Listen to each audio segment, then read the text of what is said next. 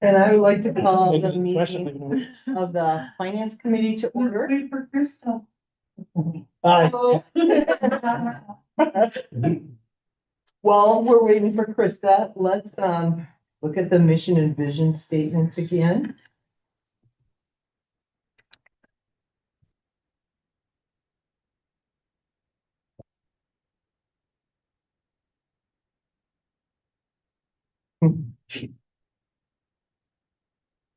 And then is there a motion to approve the agenda for today? So moved. Moved and supported. Is there any discussion on the agenda? All in favor of approval, please indicate by saying aye. Aye. And opposed, same sign. Motion carries. And under consent items, is there a motion to approve the September 22 Finance Committee minutes? So moved. Support. Moved and supported. Is there any further discussion on the minutes of our last meeting? All in favor, please indicate by saying aye. Aye. Opposed, same. No. Number 5, presentation. Not this week, not this time. No presentation, okay. And old business. Does anyone have any old business that we need to discuss? I can't think of any. All right, then we'll move right into our new business. Dr. Brashears is going to talk about outpatient service contract. And Katie Clausen's here as well from Family Services and Joe Edwards from Substance Use Disorder and the other staff. Like we've discovered with a lot of the rates that we have for contract providers, in some cases, they haven't been adjusted to keep up with the current kind of cost of doing business. In some cases, not all, for decades. And we've received notice in the last week alone, several providers are no longer willing to continue to provide outpatient therapy services for our folks or the public system at all, unless there's a rate increase.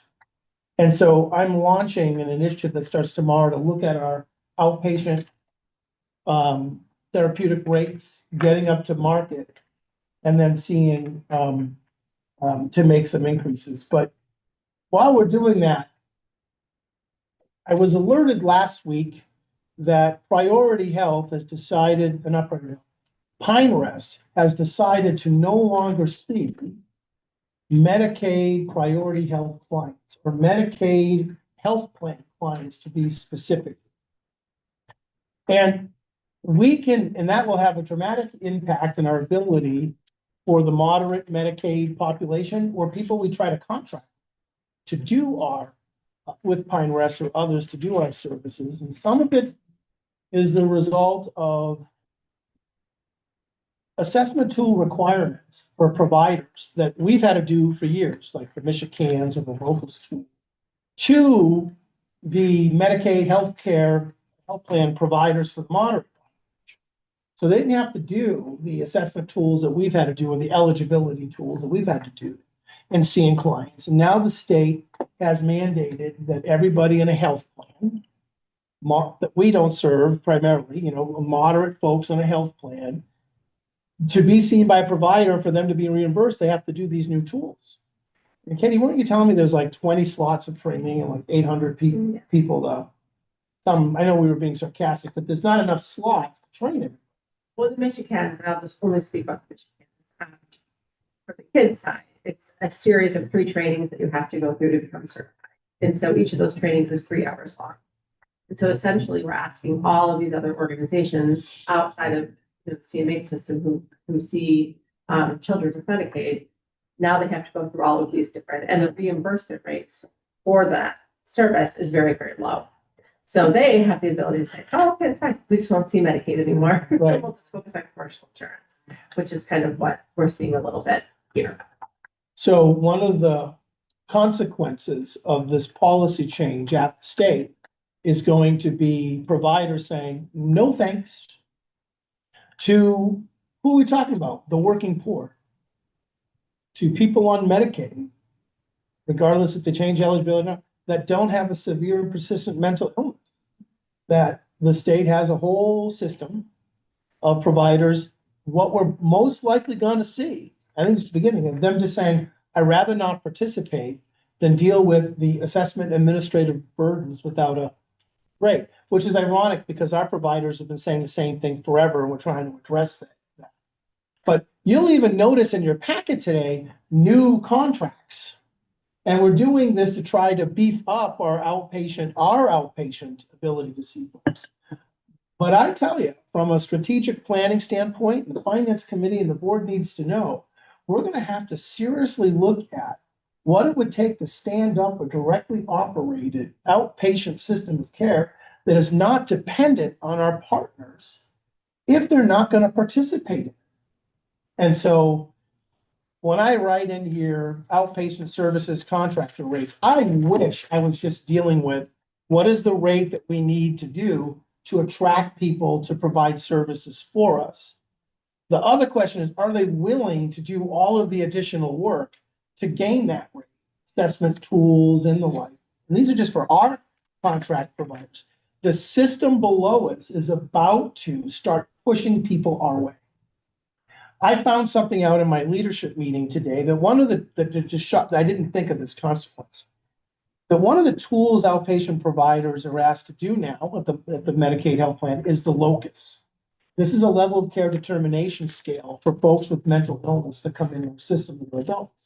And if you have a certain score in the locus, the higher the score, the more treatment needs you have. And traditionally, someone over a score of 17 or more will be eligible for CMH services if you have the right diagnosis. If you had a score like 22, you'd be part of our ACT program, which a lot of you were reintroduced at the last board meeting about with Keith. We're going over what ACT is, which is a high expense. These outpatient providers below us can literally fill out the tool themselves, put the score in, and then say, they're too severe for us, go right to CMH. And we don't have the ability to second guess or reevaluate ourselves. We have to accept the locus score of that provider who has no vested interest in serving somebody with severe needs. So what I'm worried about is you don't want to serve them. Yeah, I'm saying it live on TV. You're going to get a score that's higher that I can't even verify. We will be looking at the impact. This all went into effect October 1st. And what are we at the 20th? And we're already seeing providers drop out of the system. So this information only items to let you know that we're going to be engaging in a couple of things in terms of outpatient therapy rates, what the current rate is to the folks that we contract with for our folks, and we don't do it. And the impact of what's going to happen with other providers dropping out. I intend to call the president and CEO of Pine Rest and ask if it was intentional to give up on the working poor and to get his viewpoint on this. And to talk to providers, Pine Rest, Holland Hospital, because if this is what's going to happen, we're going to get flooded with referrals without the infrastructure to serve. Have I missed anything, Katie, in this?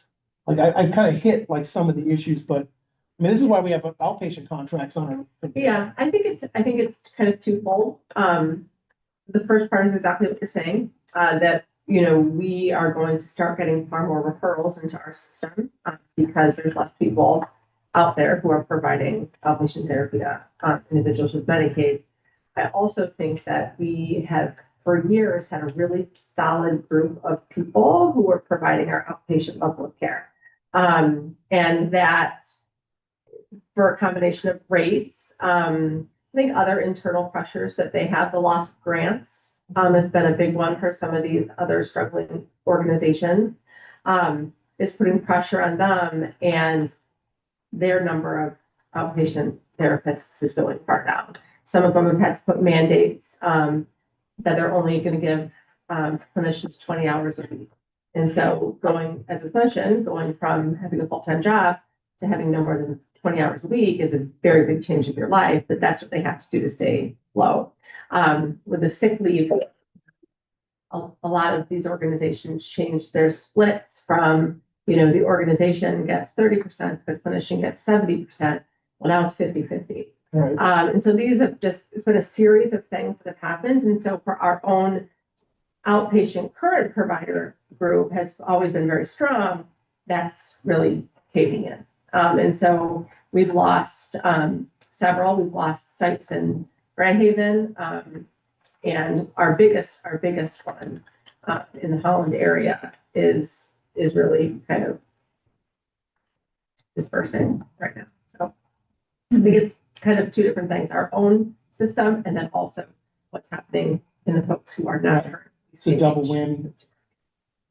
So internally, we're gonna have to look at how do we deliver outpatient psychiatric services for children and adults that are not in our team-based models that we directly operate.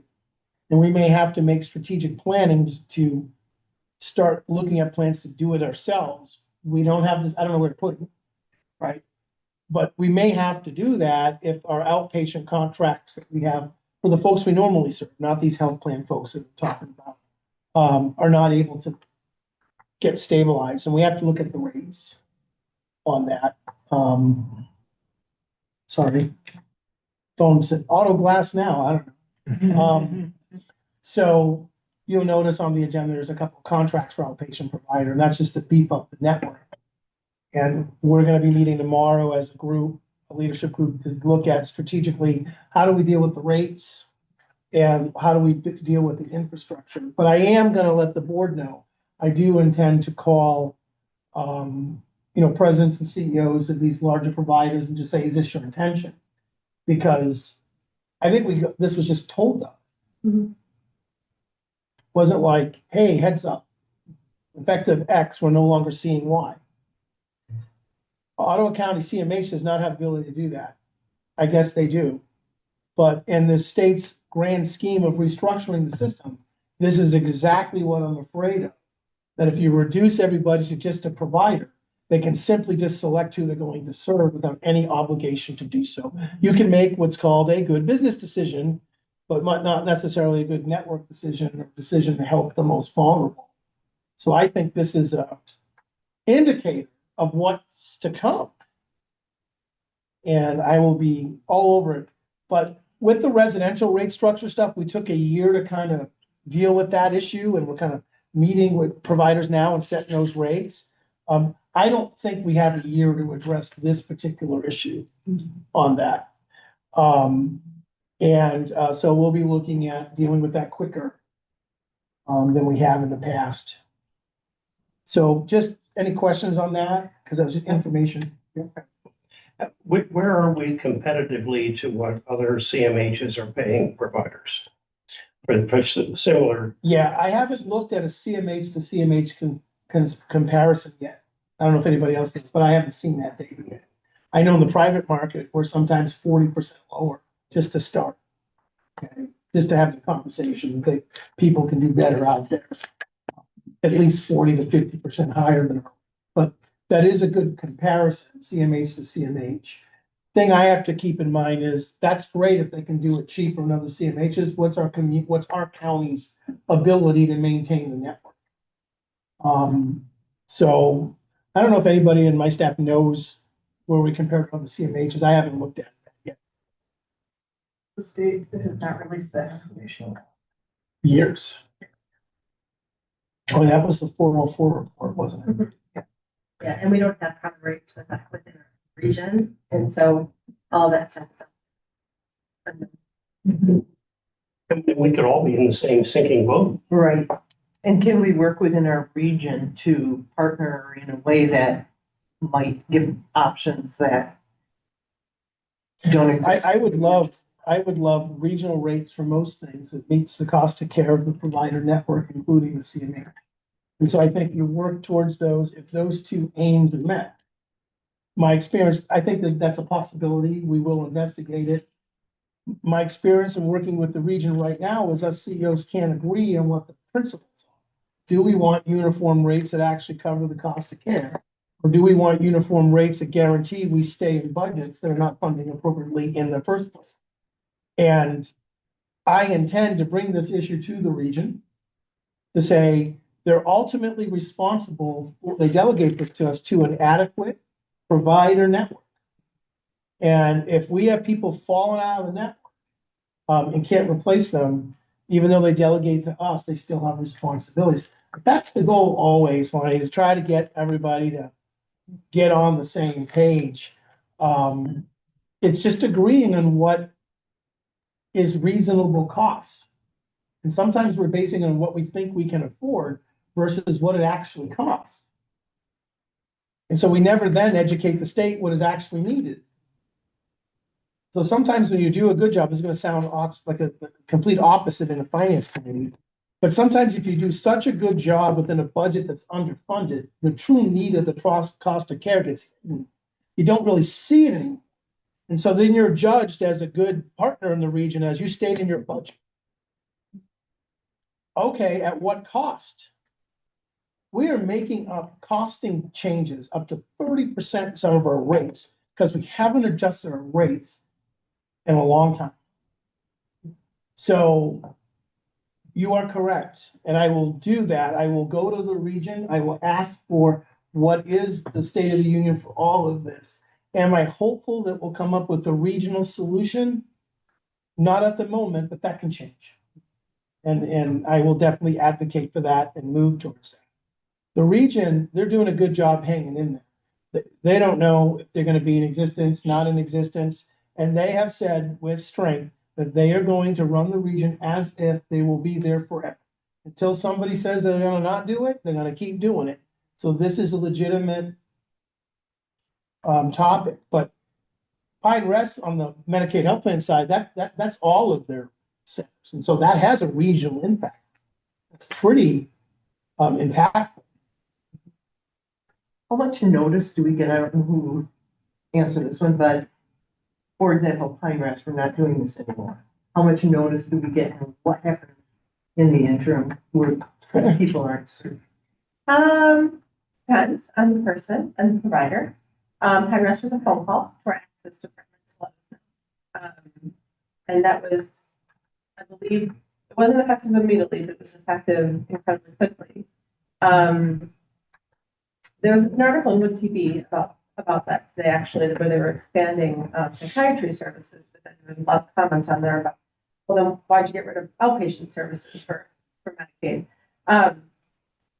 For our contracts who we have really great relationships with, that's normally a more delicate conversation where we will try to do everything we can internally, and we typically have more time. Yeah, if it's a contract, we have language, 30 days notice and things like that. For things we don't have a contract that impact us, like the health plan, like health plan providers giving notice, they have no obligation to give us notice besides being a good community partner. And what I'm saying, that's a massive change. They're the premier private provider in the area for a lot of things. So when you make a choice like that, you don't even give anybody a heads up. That's different for them. They normally don't act. So do we have any clients then who are already in services who are losing the services that they had? Or is it just affecting new clients? So like the Pine Rest example, like we don't have any of those service outside. What we have is we have people who are losing their primary therapist because their therapist has chosen to work at a different organization, or is what you will find as we get into contracts is leaving that agency and has gone into private practice, and we're trying to scoop all of those people up to contract with us so that their caseloads can stay the same and they can transition over. And so that's kind of the second part of where we get into the contracts. You'll see a lot of individual contracts with people who are just going up in private practice, but for some it is a loss of their primary therapist. Okay. Do we have any idea like how many people this is affecting currently? So with the kids program, I have about 110 kids in outpatient therapy. If I look at those out, probably about 30% of those. And then a lot of those kids have already been affected by when the Grand Haven locations closed. So, then they were kind of shuttled over to either the Jefferson area or to Holland. and now there's changes there, and so it's been a pretty unsettling service. I think adults with mental illness probably has somewhere in the hundreds too. I'm not sure what the percentage of impacted would be.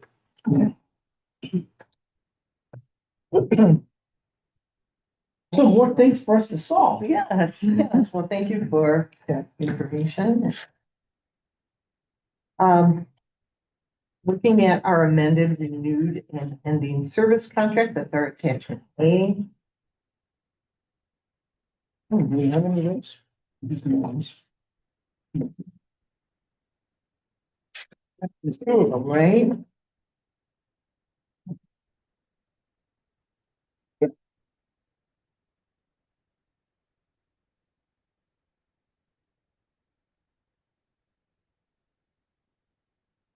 I'm just missing my little wrap that has it in color.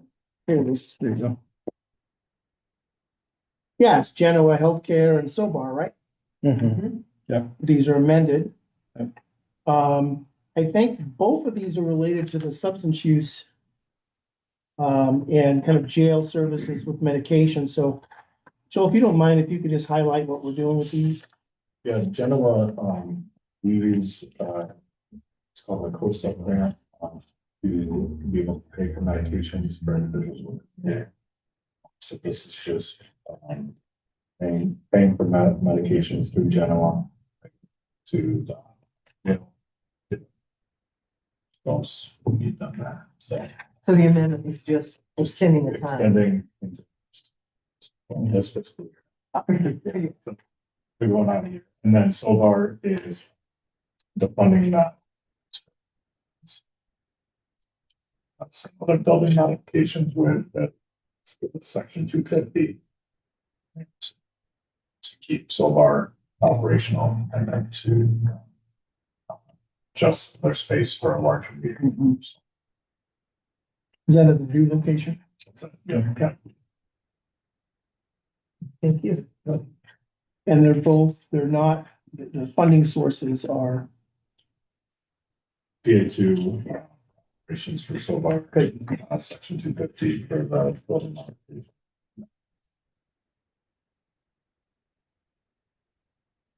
Okay, is there a motion to approve those two contracts presented? Support. Moved and supported. Is there any further discussion? All in favor, please say aye. Aye. And opposed, same sign. That motion carries. Thank you. And now looking at the 5 new service contracts. so the last couple of months, we've had like 30, 40, 50 contracts. We have 5.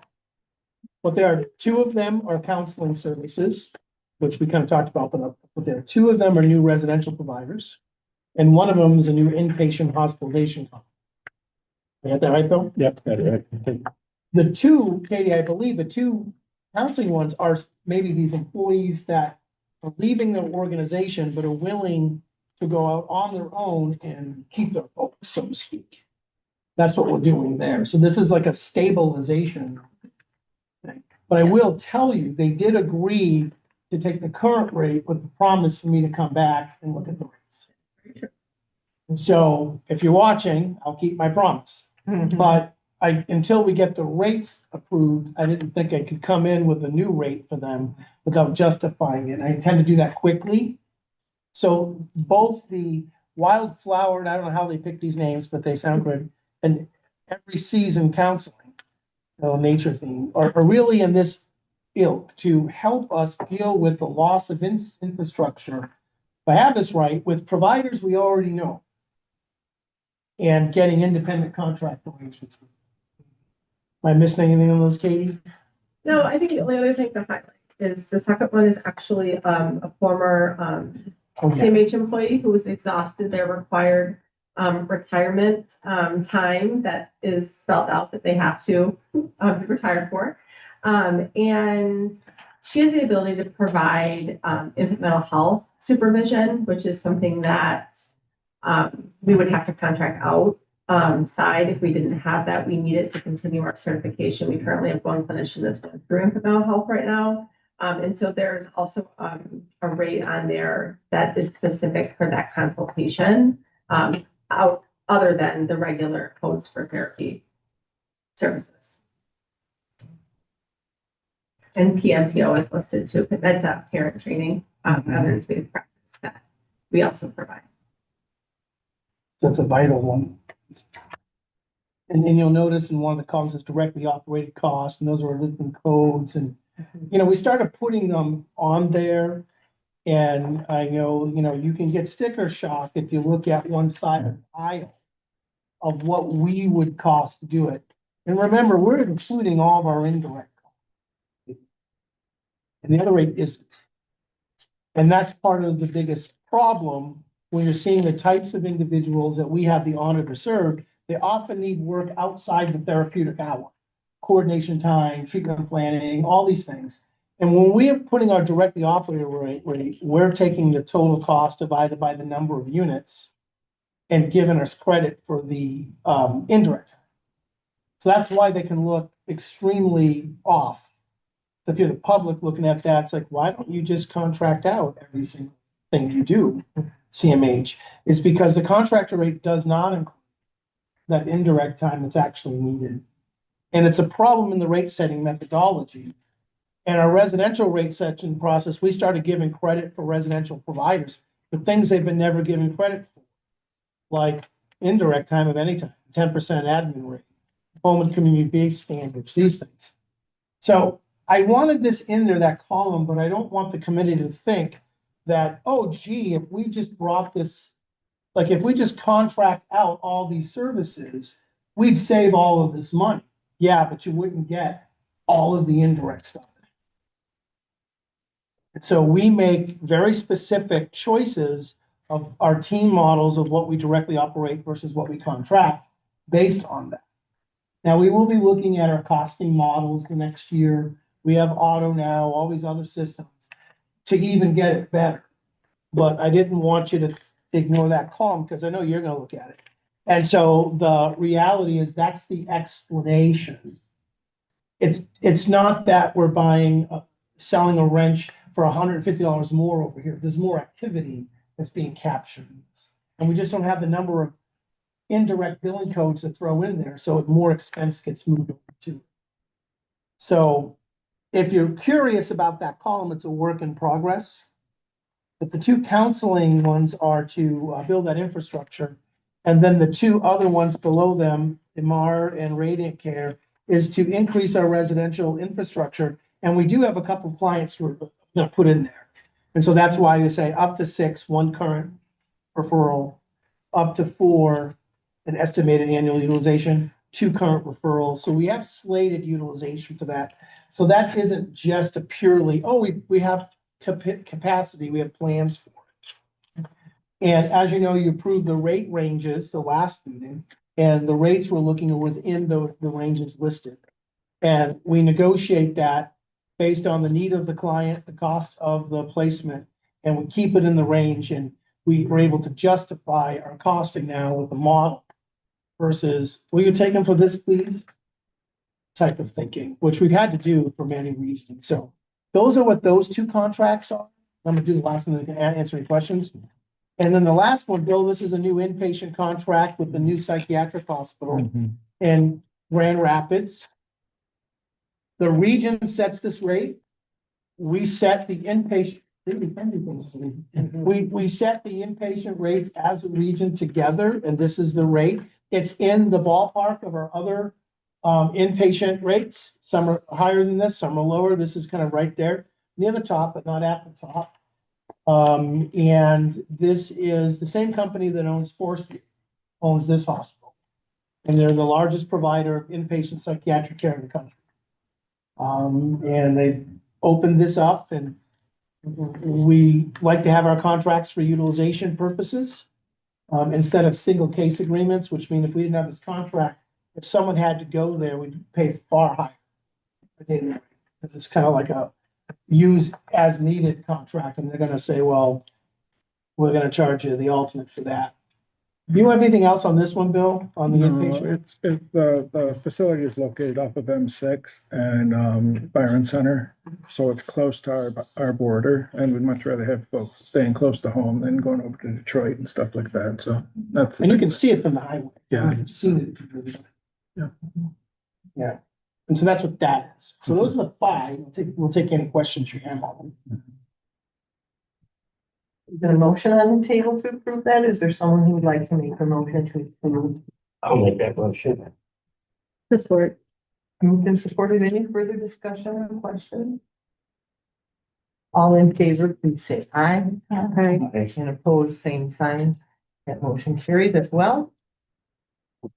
And now we're moving on to look at attachment C, the financial statement. Thank you. And how quick we're You don't have to stay. Like Mayday, No one wants to Mayday. listen. Yeah. Talk about the dollars. This is Leah's state. Hey. All right, so starting with attachment C, we'll start right at the top of the revenue portion. So as you can see, a lot of parentheses in this section for our revenues. Through September 30, 2025. That is showing revenue that we have not received yet. A lot of different factors going into that, but in general, for the Medicaid HMP portion, we've received all of our prepayments. We're just waiting on our final payments that'll come in with our cost settlement that we do in February. Autism, we've received $88,000 over our budget, so that's great. Oh, sure, yeah. On that, the first line item. Yep. We won't know until what the actual situation is. Right. This is all guess. Yeah. Do you see it staying similar to this or getting better or worse? I hope it stays the same, but that is part of our attachment D in a minute, of where we're landing with our expenses. So, we are projecting that we will have a deficit. So once we do our cost settlement, we're gonna need that 2.1 million plus the additional to cover those specific expenses. But it is true, we won't know until February. But we have contingency planning before. Always tough to show financials because you're like, is it real or not? It's kind of, it's on the way, that's what we can tell at the moment. And we still, and obviously this is through September 30, which is our fiscal year end. We still have claims coming in today for that. So always having changes, always stuff by the hour pretty much changing. Back to the COPR and other revenue categories. So these are both negative as of right now, or not negative, but under our budget. We had a substantial lag with our auto implementation when it came to billing out for our insurances, our COPR agreements, all of that stuff. So we're about, I would say 30 to 60 days behind on that. So as of this point, we're probably still billing out July and August. So we'll get the additional revenue hopefully there. Once that's all billed out. I checked this morning and we have about 38,000 in revenue outstanding from COPR agreement billing and then $142,000 in insurance billing that has been submitted, but we have not received yet. And we have not completed our billing for those months. So Just to remind folks, COPR is County of Financial Responsibility, meaning we are providing services for somebody in our county who the financial responsibility is somewhere else, and so we're waiting for that revenue to come in. And then vice versa, we have expenditures.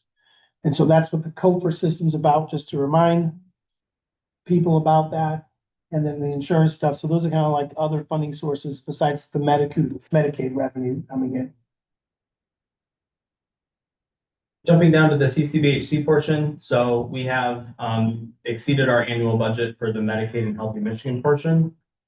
We are still waiting on the August and September for our supplemental Medicaid. We're not exactly sure where those are going to end up just based on our new PPS rate, but hoping within that segment.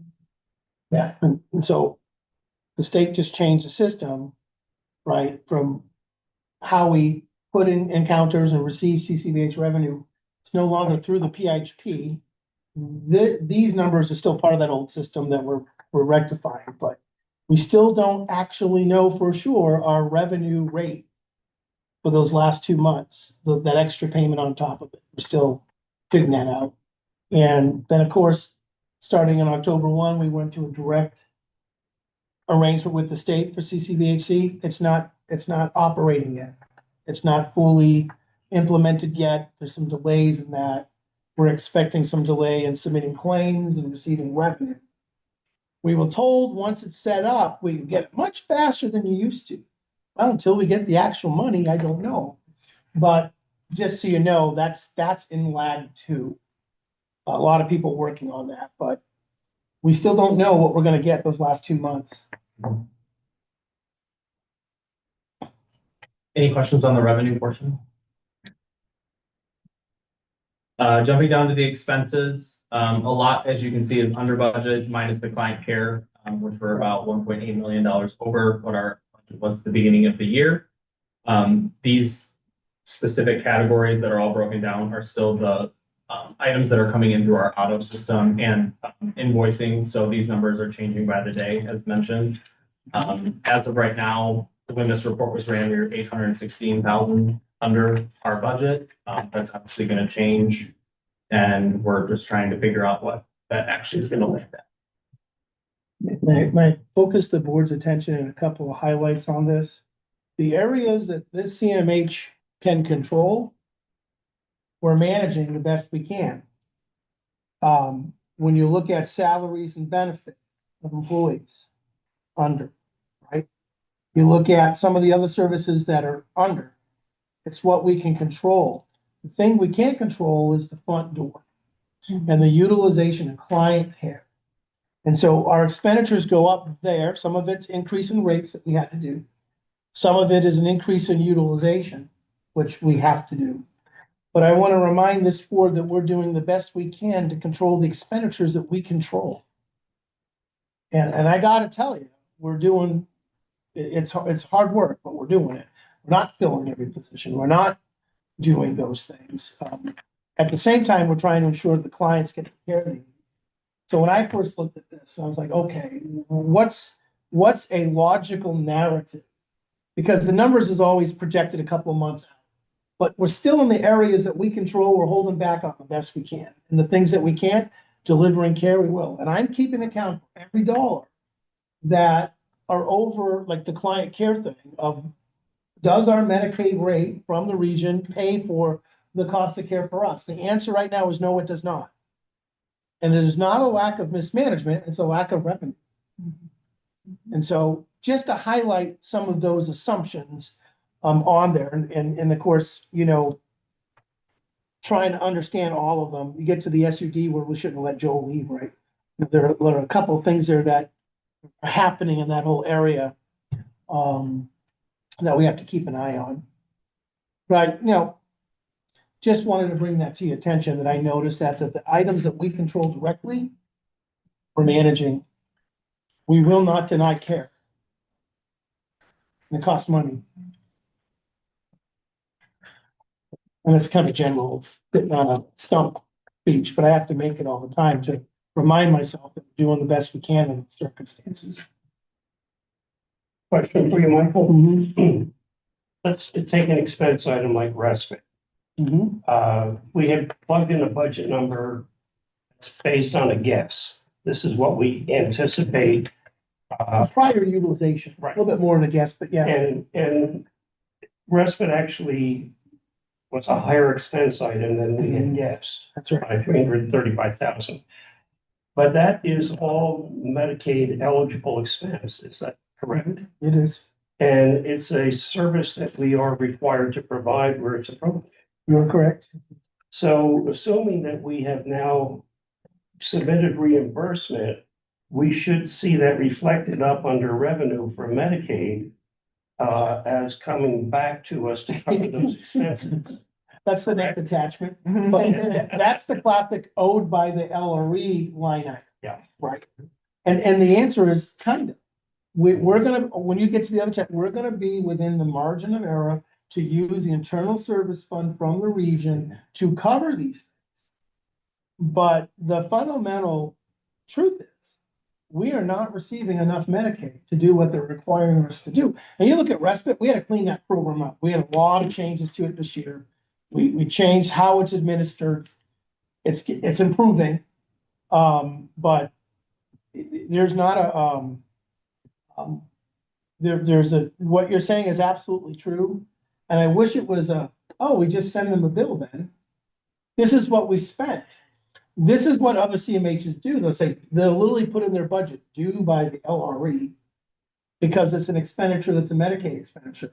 We're asked to stay within our budget. I inform the LRE of when we're going to be over and where, show them how we're dealing with it. They actually end up helping me find revenue within the region. If somebody else is not spending all their Medicaid, they'll move it over before they even use the IS, the Internal Service Fund, to deal with this. You're fundamentally correct on what should happen, but we have a budget that doesn't grow for us to manage as the need grows. Our number is our number is our number. And unless Medicaid lives increase during the year here, we don't see an increase. But that's why the rainy day fund is there for unanticipated increases in utilization for CMH. It's our money sitting there. It's not like it's some imaginary LRE money. It's our money sitting there for us to use for this. Once it's gone, then you have to get to the fundamental question of how do we grow that rainy day fund again? How it's repopulated, and then who can use it? I just want to make sure that one board doesn't use it all before we get to it. And I've ensured that we have protections in place at the region that will not allow the drainage of the ISF to zero, because we have claim to a certain percentage of it. And with this budget, we're within that range. And so I'm trying to give you good news, but paint a picture of I wish it was that. We just sent, they owe us.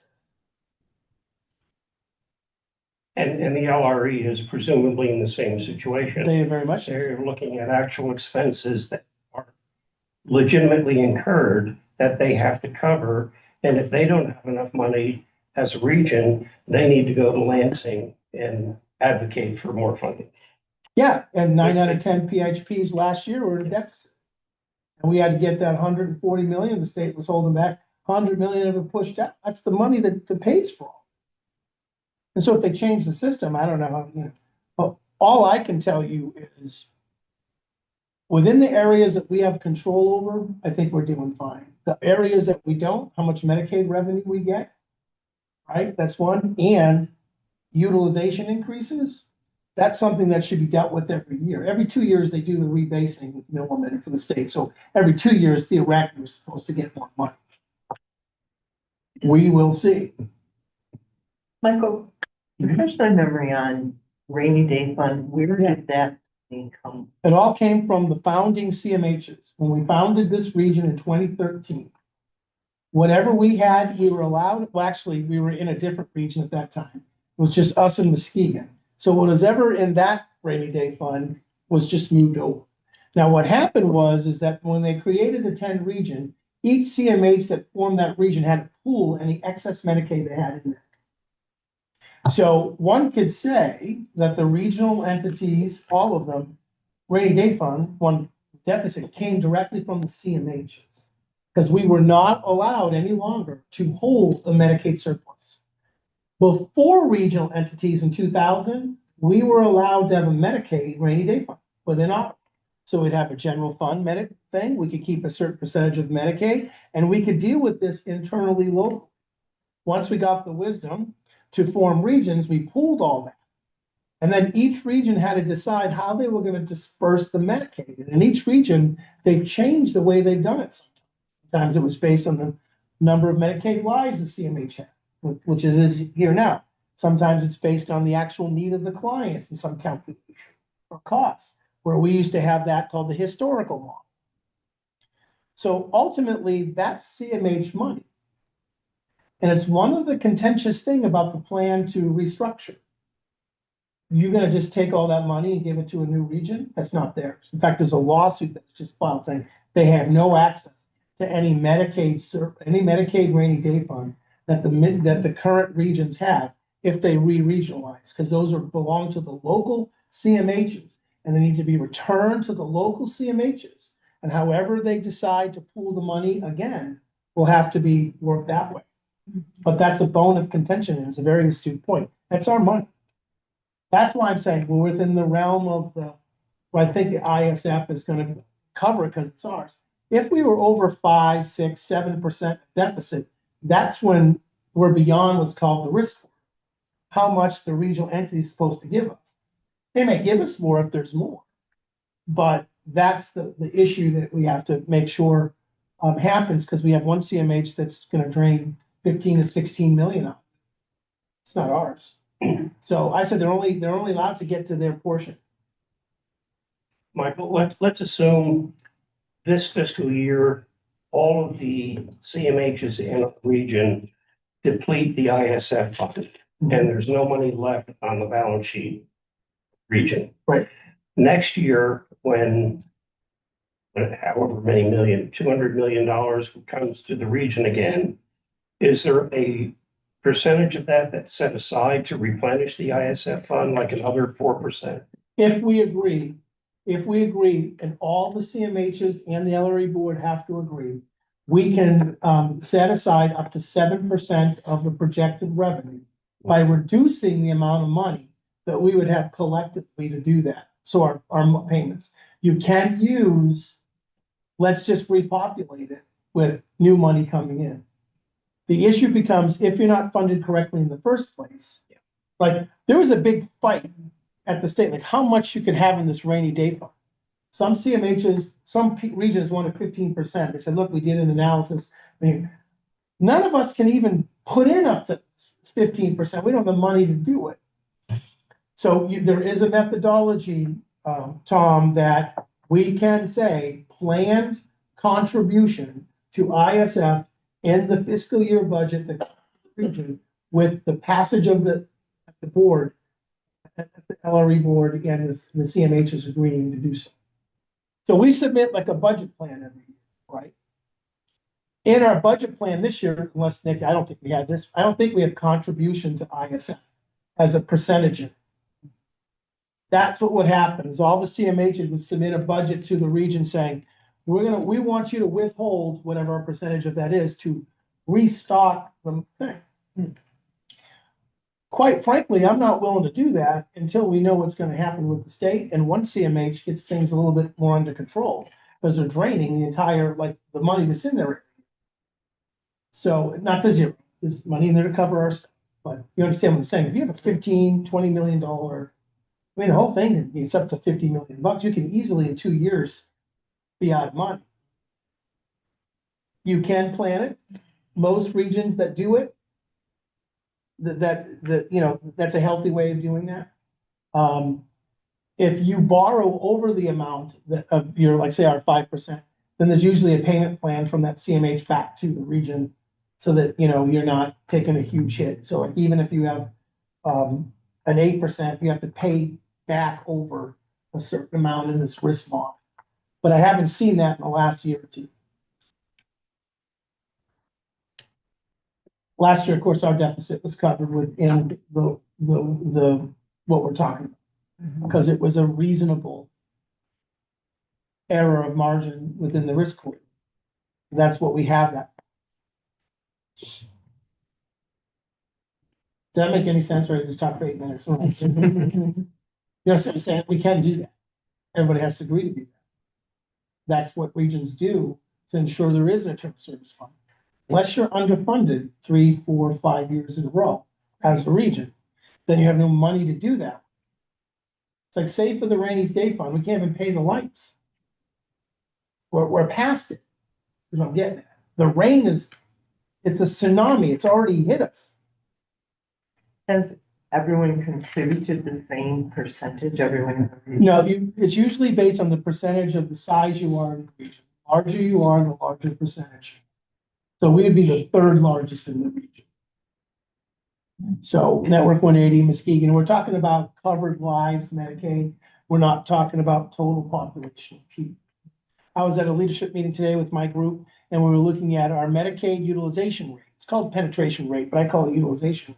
We're only hitting between 5 and 6% of the Medicaid population, meaning of those Medicaid people in Ottawa County, 6% of them are receiving services.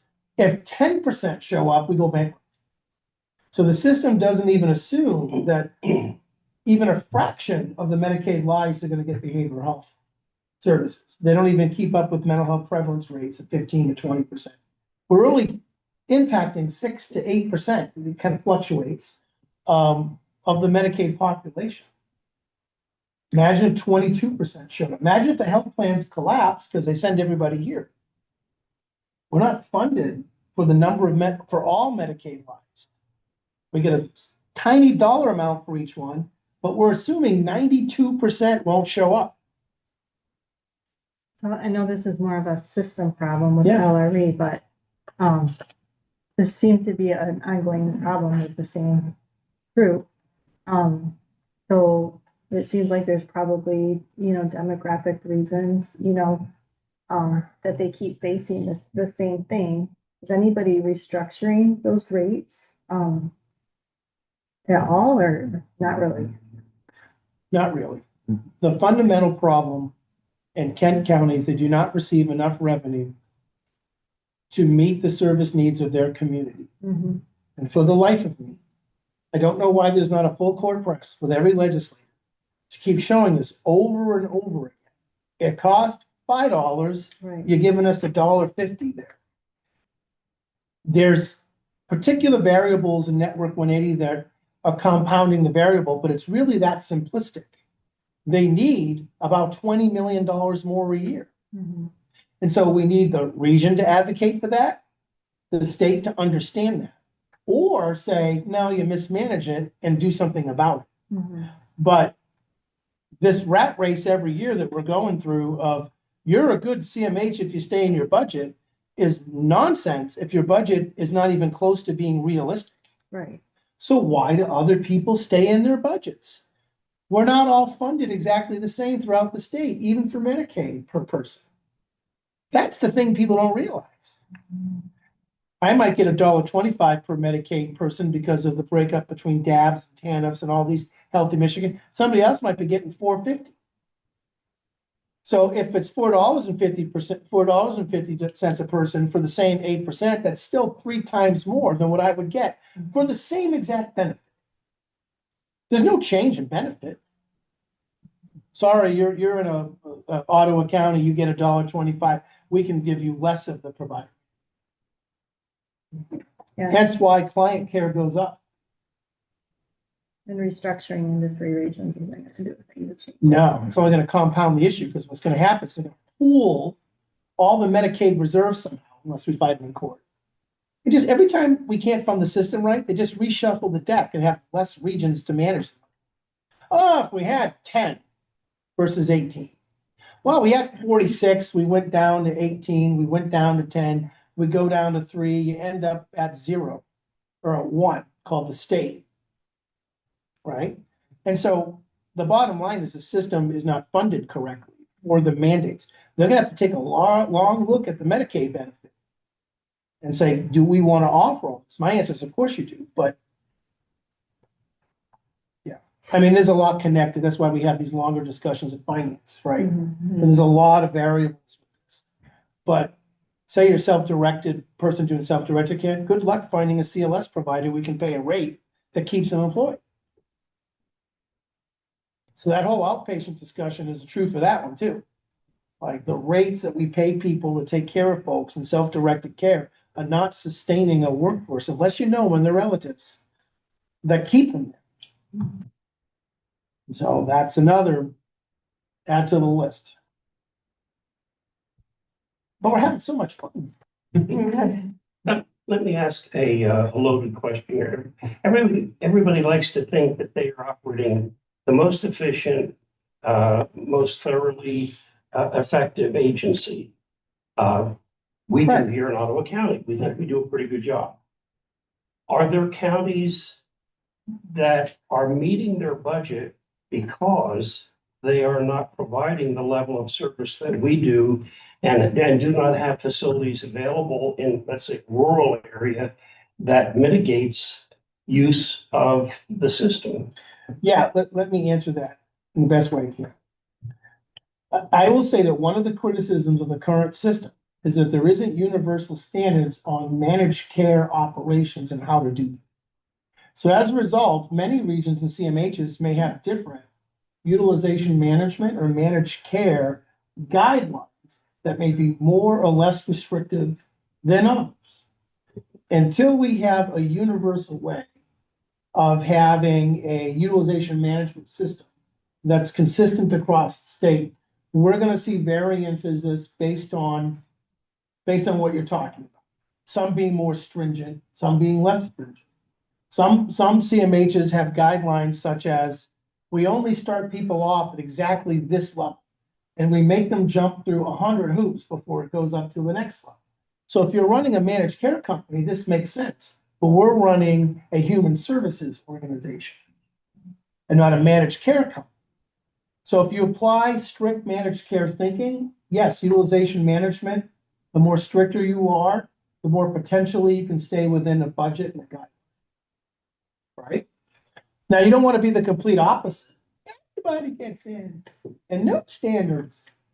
And I don't think that exists, but it can feel that way when we talk around the state about what people are dealing with. Not all problems are created equal. So to answer your questions, the answer is yes, but it's due to different philosophies and standards on utilization management and managed care function.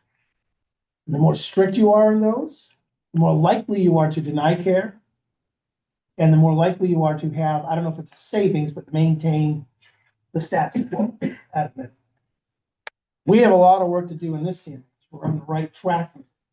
Us as a region has a long way to go to have uniformity in that at all.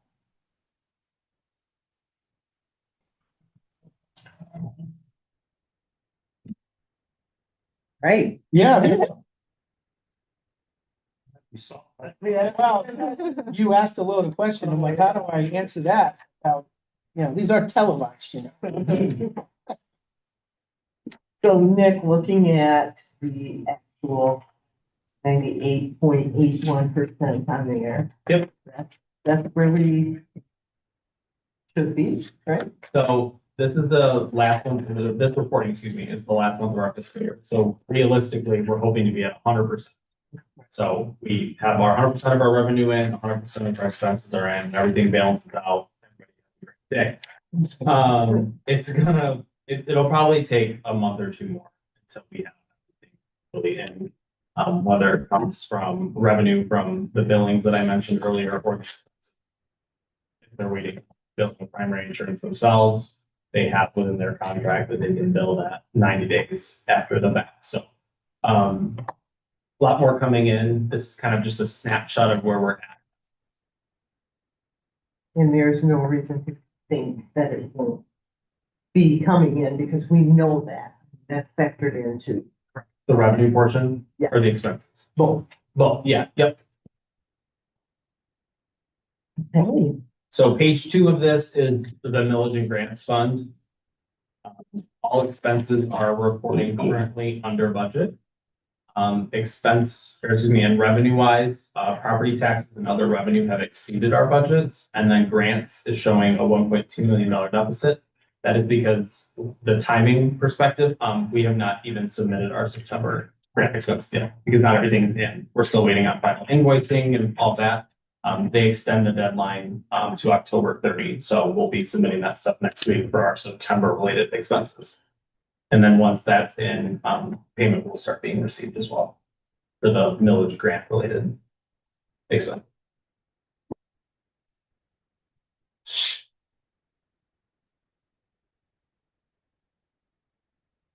All right.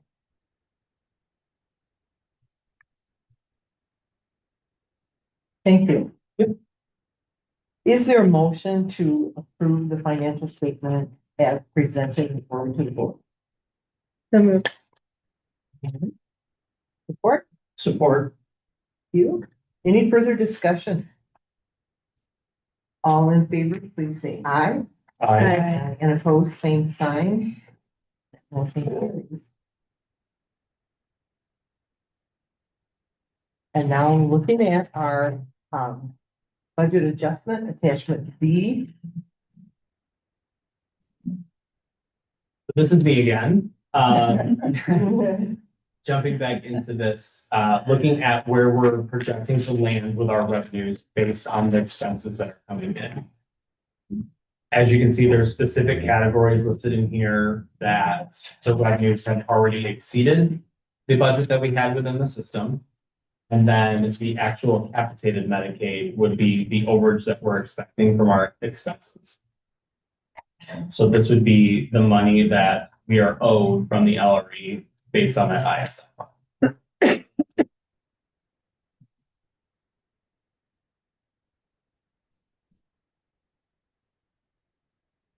A question on that, so that threshold that we have, is that an amount we're given every year? So this is our threshold within this year? It's within 5%. Okay,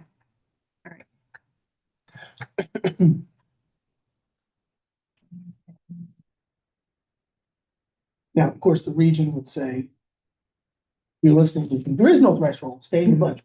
yeah, But this is the margin of error within the internal service fund that we, is agreed upon. okay. Of course, you would like to have more revenue and no deficit, which is the goal for all of us. Okay.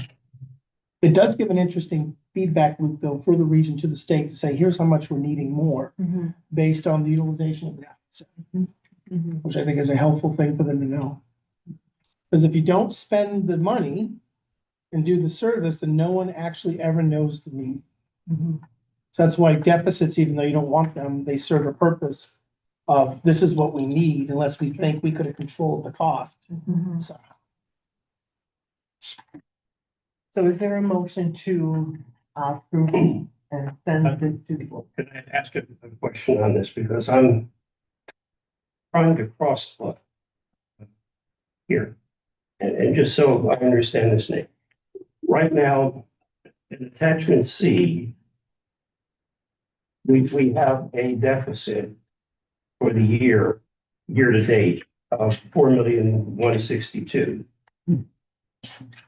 And we're anticipating adjustments to that on the revenues, maybe some expenses as well.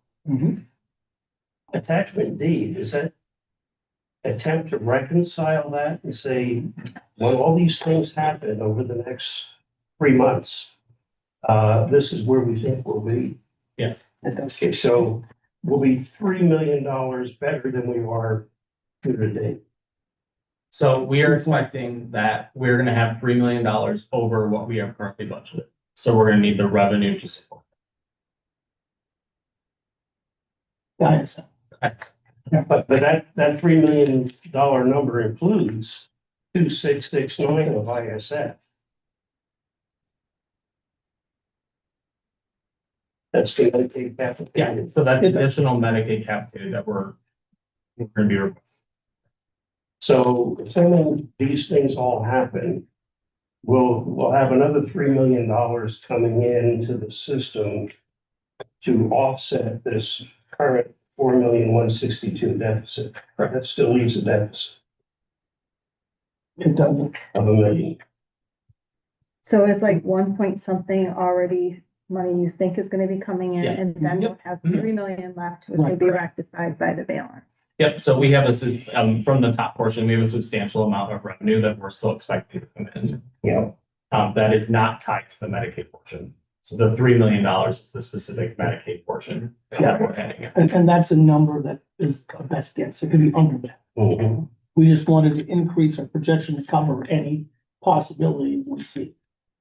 So we think the books will settle somewhere around 3 million left, and then the balance will cover the 3. Yep, Okay.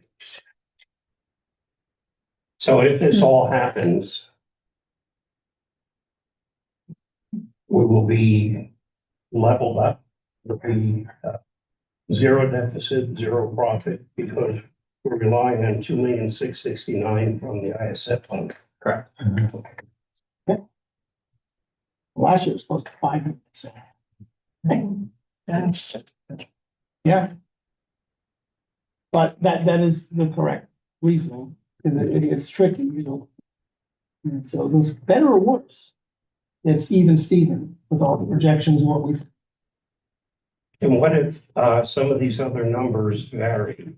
Then we'd have changes. At what point do we close the door? Well, Close our year out, and then whatever that final number is what we request from the ISF fund to make us whole.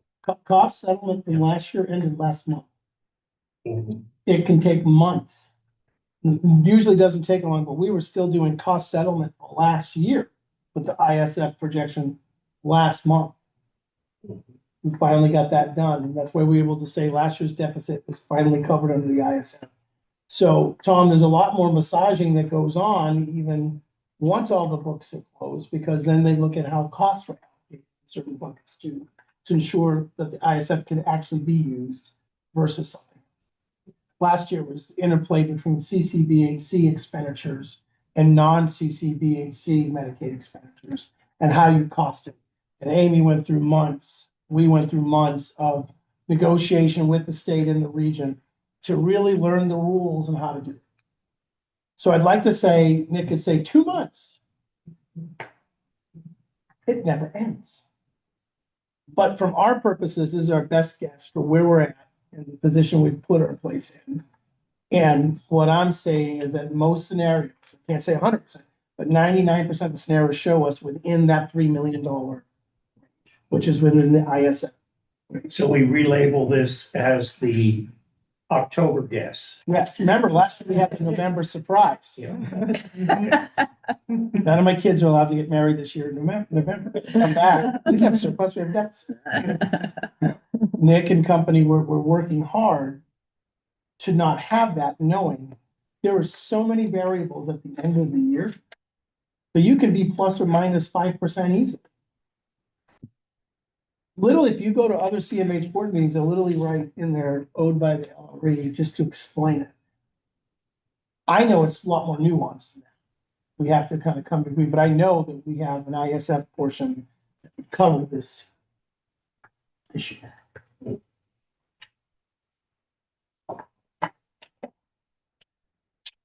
So yeah, and in a sense, October gap could be as we look at attention to see it.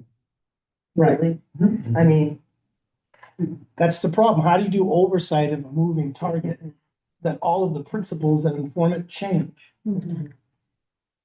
It's tough. it is, but I think you guys do such a good job of projecting and looking at based on what we know. And that's all you can do. Thank you. So at this point, is there a motion to move this forward to the board and talking about the adjustment we just discussed? I'll move that we improve the October guess. Projected, what? Support the October guess. Okay. Moved and supported. Any further discussion? All in favor, please say aye. Aye. And opposed, same sign. That motion carried. And then our final budget adjustment. Nick, are you ready for talking us through? All right, so every year, we have budgeted, and we have one fiscal year 2026, a $250,000 millage transfer to the Pathways to Better Health program. They have asked for an increase this year. So when we passed our original budget, that we approved, we budgeted the $250,000 that we have done in the next years. They have, after going through all of their budget and considerations for how much the program is actually costing them, has asked for an increase to $300,000. I don't believe this grant has ever happened. So, because it's an item that wasn't in our 2026 budget, we wanted to read. It's a change. It's not a huge change, but anytime the word millage is used, it's kind of right here. Now, we do have slated in the next couple of meetings, our review of the millage programs and kind of how we're doing that. But when I reviewed this request and talked to them, it was needed to maintain the program. I didn't see anything out of the ordinary. Has this been in our budget since we started with no? Has it been at the beginning? This was one of the first programs. And it started at 250. That would have been. Which passed in 2016, but programming didn't start. Did you bring the other handout? I think Amanda. I mean, do you have the other handout that has the pathways request that we give to the board members? You can see what we were looking at and talking to about. And this is only a portion of that program's funding, and it's not, they have other initiatives that they're. Yeah, just to remind you what it is. That's helpful. Yes. Yeah. Yeah. So when we have a change to any millage budgeted item, we're gonna bring it right to the committee. And we didn't anticipate this when we passed the budget. Was it last 2 months ago we passed the budget? So we finalized our budget in July. Yeah, so back in. Question for you, Michael, before we get into actually a motion here. We have a millage committee that makes recommendations on how the millage money should be dispersed, right? Well, I folded that into the full board when I became interim. Yeah. And I said millage funding is like any other funding source we have. And that staff are going to make proposals based on our thinking of how to use millage. And we actually had a process where we actually funded surplus. We had millage surplus last year. And I came in with a proposal and a rationale of why to use that. And I decided at the full board and then the subcommittees or the committees to really be doing that. Because what was happening, this is just my opinion, is that you put a lot of different community members on it. They seem to advocate for certain things and not others. Right. And then if you're on the millage committee, can I ever get millage funding? If you're a provider. And I felt at the time, and the board agreed at that time, that to make the full board in essence, the millage committee. And then I come every year with recommended utilization of millage. We show the outcomes of existing millage programs, and I, as the executive, come and say, I'm recommending continued funding based on this or not. So the board doesn't get to the point where they have to select viable projects. I have criteria I use now on how to do that. That in the past, but I gotta beef that up. And a process of determining if a millage program should continue or not, which we recommend to the board. And there'll be, I think the next, we have Chelsea coming next to one of the, I think it's the PQI committee, gonna go through all. And then to the board. That was gonna be my question. Is this committee charged with screening those proposed expenses and making a recommendation, or is that Staff. PQI? It's staff there is no longer a millage committee. Yeah. I folded it into the board and said staff will have functions and demonstrating how expenditures are utilized. What are the outcomes of the millage program? Because listen, sometimes I'm gonna have to make tough decisions with this board about the continued use of millage. A lot of these programs have been going on since the beginning of time of the millage. And it's my belief that we should not, just my own personal belief and kind of look at it, get too quick in making a program a permanent millage funded program. Because then it feels like an entitlement to that program. Like, so when you can't make the same decision with millage, you're taking away my funding. Well, it's millage funding. They can go for a variety of. It doesn't have to go to the same 7 programs forever. We have to create options, alternatives, and that's what we've done the last year or two. We've created with supplemental some different choices and things with that. But I felt that having the millage steering committee put a board member or 2 that's on it really under the gun with community providers and folks in determining this. And I decided it was a function of staff with regular reporting to committees of the board, just like every other funding source, to approve them. So that's what we did about a year and 3 months ago. Just to Yeah. fine tune this a bit. what role does PQI committee have in this? So any new programs that are proposed for anything we do, I want to go through the performance, the PQI committee. So if we're gonna start a new program or start a new thing, I want the first due diligence to happen there. You know, the financials of that come to this committee anyways or whatever, but it really is looking at the overall outcomes and quality of the programs that we have. And so millage programs are no different. And so all of our outcome data related to the outcomes for all programs, but especially millage, will come there for review. And some cost analysis may come here as well, like we did a cost analysis on the cost per service for all of our services, including millage. So you're gonna have bits and pieces going to various committees and to the full. But the PQI committee is not gonna pick the programs that we fund. It's gonna take recommendations from the staff that manage it, us, on which programs should continue or not and why.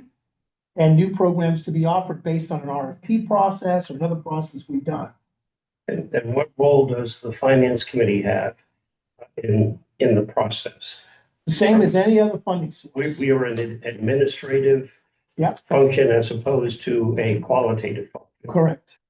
You approve the fundings, the budget with the allocated amounts in it, open for in-depth discussion of any of the budget.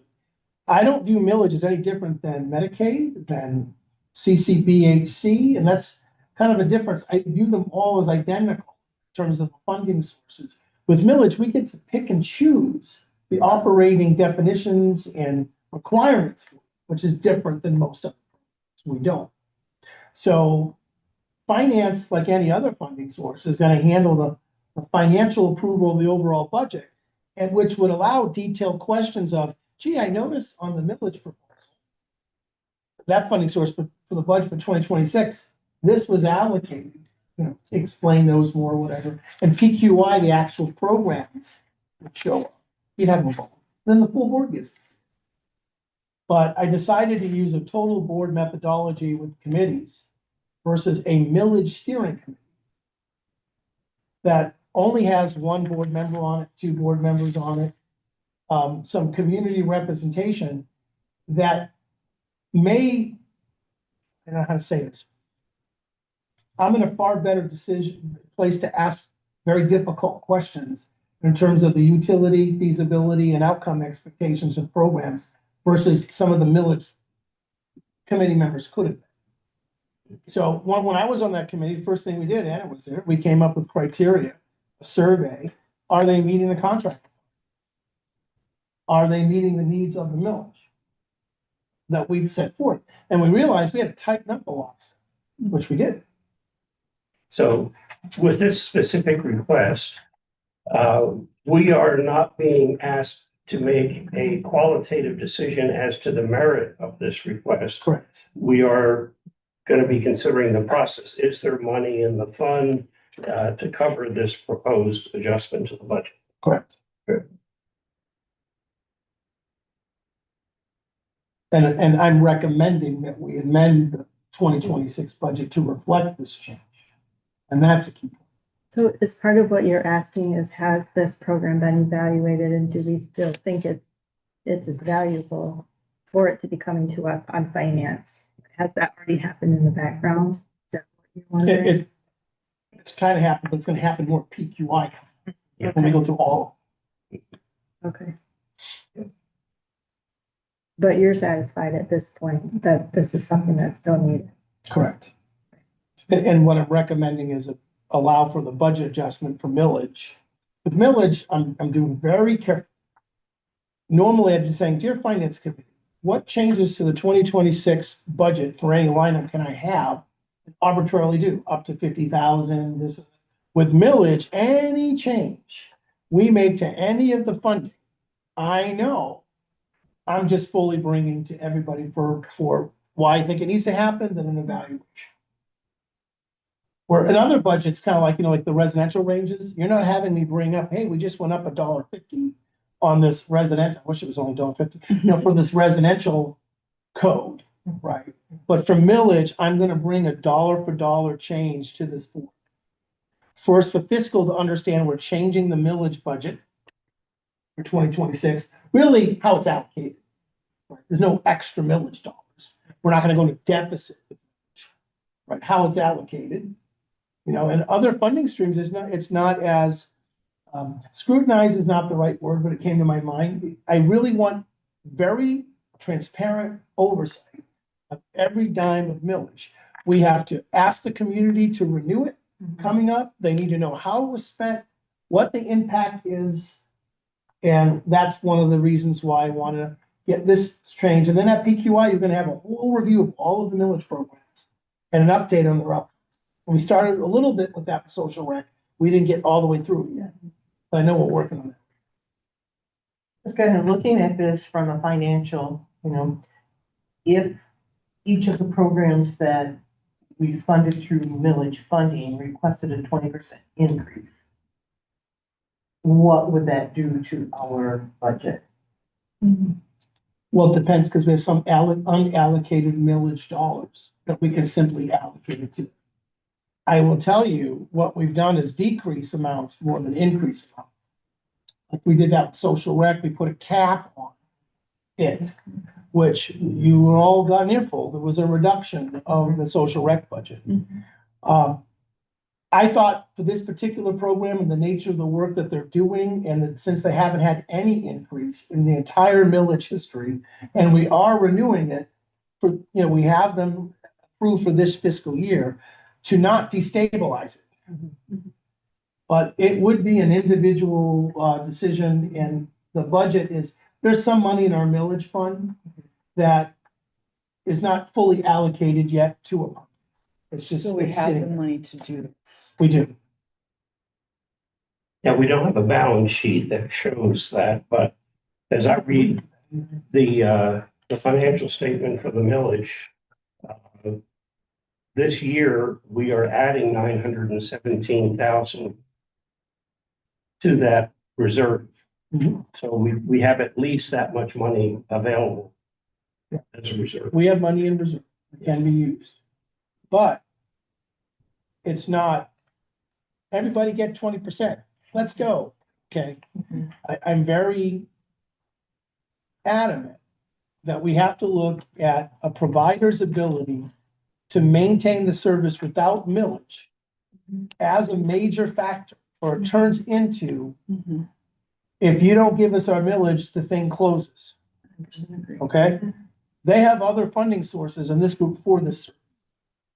It's only through 2026, and then it'll be reevaluated again. But I'm just stressing that even if we have millage surplus, I understand.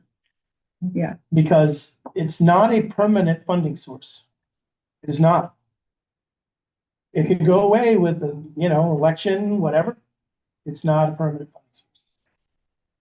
But I'm thinking that down the road, as we, perfect some of the processes that we're looking at, the PQI committee would have met, looked at Yes. this from that angle. Yes. And said, yes, this meets the criteria. We do need more funding to support this program that is already, right? And some of it is I have PQI meeting every other month.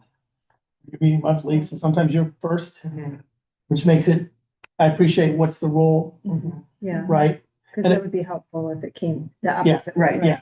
Yeah, and so I'm taking it that since I work for you and I'm recommending it, that I don't believe I'll bring things to a PQRU that you would say no to or should say no to, where I'm not doing my due diligence. I mean, you can, you're not a rubber stamp, but the money's there.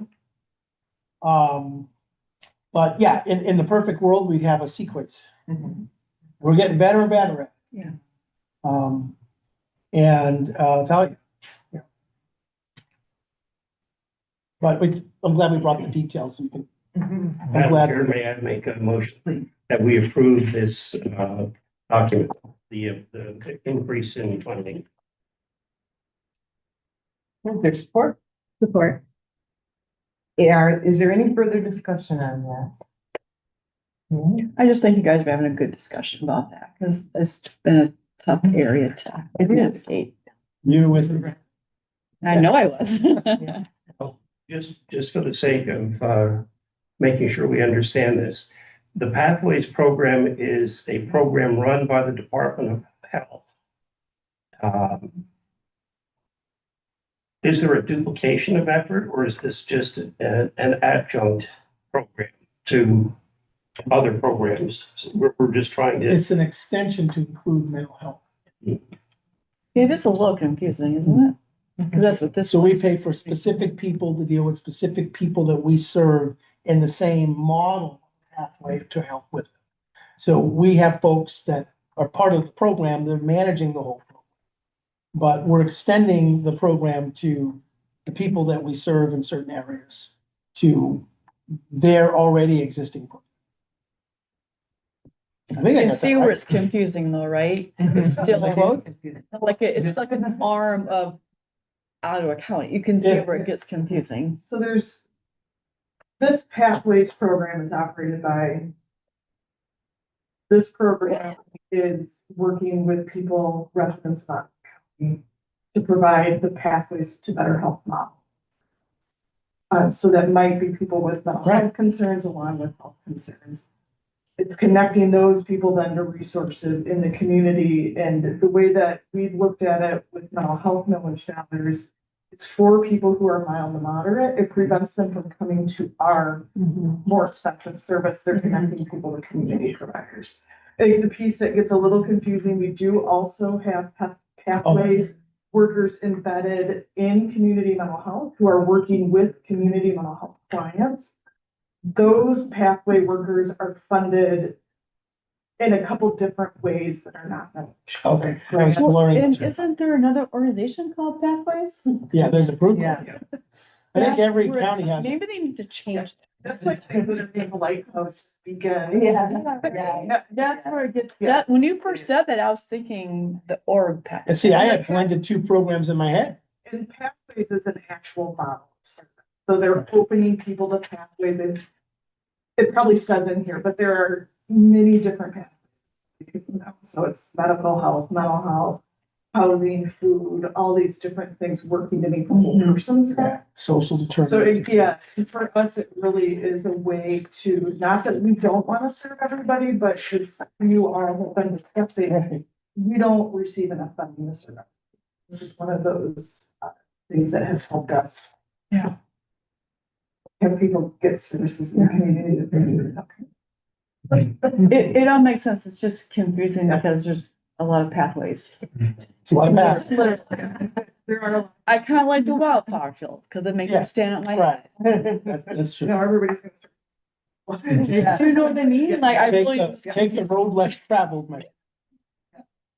Not to further confuse it, we need a Venn diagram here. Right. But is this sort of like a CCBHC function? Slow. It's not, It's so we are not, Okay. yeah. no, it's So it's. in the same weird, tenor, but but it's not. Yeah, it's the CCBHC. Pathway service is not Medicaid billable, so we cannot receive CCBHC payment for this service. For people who are on Medicaid with priority health, there are pieces of pathways that are billable, but not for CCBHC. When we do our per person served rate for CCBHC, one of the factors we have to build into that is the cost of our pathways workers, but we are not allowed to bill those services. It's built into that cost. Yeah. Per person served. It's in the spirit of CCBHC, but not to. And we can't get credit for doing this program as part of our wide range of services under CCBHC. Well, We do get credit. mhm. It is part of our attestation that we're providing it because it's a service they want to see you provide. They don't give you a direct payment for it. You have to build it into your cost fund. But Tom, remember, millage was to look at non-Medicaid services Right. and do what fill in gaps. This is dealing with the social determinants of care, transportation, getting to a point, all this stuff to help folks that could be a preventative factor in the services. So it's dealing with that. It's in the spirit of CCBHC where they want to expand out to different groups. This expands out to different groups for different purposes. Any further discussion? He's gonna say, let me add one more.